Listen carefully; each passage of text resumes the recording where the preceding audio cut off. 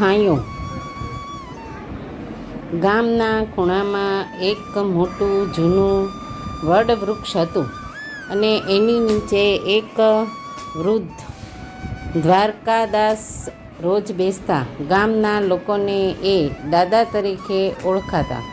તેઓ ત્યાં રોજ લાકડાનું પાટલું પાથરીને બેસતા અને ગામના નાના બાળકો સાથે હસતા અને રમતા. દાદાની એક અનોખી આશા હતી. રોજ સાંજે કોઈક તો તેને મળવા આવશે. એક વખત ગામમાં ભારે ઉનાળો પડ્યો. લાલ તાપમાં દાદા વૃક્ષ નીચે બેઠા રહે. ગામના કેટલાક યુવકોએ ઠપકો આપ્યો, દાદા, આ તડકામાં શા માટે બેસો છો? ઘરે જાઓ ને. દાદા હળવા હસ્યા. મારો દીકરો પરદેશ ગયો ત્યારે મેં કહેલું, જ્યારે તને મારી યાદ આવશે ત્યારે હું આમ જ વૃક્ષની છાયામાં તારી રાહ જોઈશ.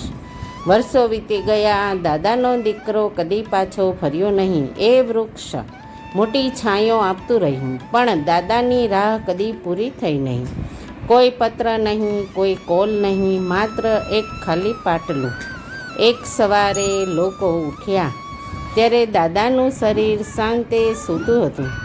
એવી શાંતિ જેની રાહ દાદા વર્ષો સુધી જોઈ રહ્યા હતા. વૃક્ષ નીચે એક પાનખરનું પાંદડું ધીમે ધીમે ખસી ગયું, જાણે એક યુગ પૂરું થયું. બાદમાં દાદાના દીકરાને ખબર પડી કે પિતાજી હવે નથી. તે તાત્કાલિક ભારત આવ્યો. વૃક્ષ પાસે આવ્યો, પણ ત્યાં હવે દાદાનું ખાલી પાટલું જ હતું. તે પાટલાને હાથ ફેરવી રડી પડ્યો, પિતા, હું ખૂબ મોડો આવી ગયો. પણ તે દિવસથી એ વૃક્ષની છાયા ક્યારેય ખાલી ન રહી. દીકરો રોજ ત્યાં બેસવા લાગ્યો.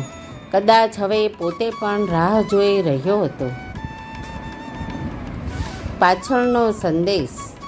ક્યારેક આપણે સમજતા નથી કે રાહ જોવું પણ પ્રેમની એક ભાષા છે. તમે થોડા સમય માટે વ્યસ્ત થઈ શકો, પણ વડીલો માટે એ થોડો સમય આખા જીવન જેટલો મહત્ત્વનો હોઈ શકે.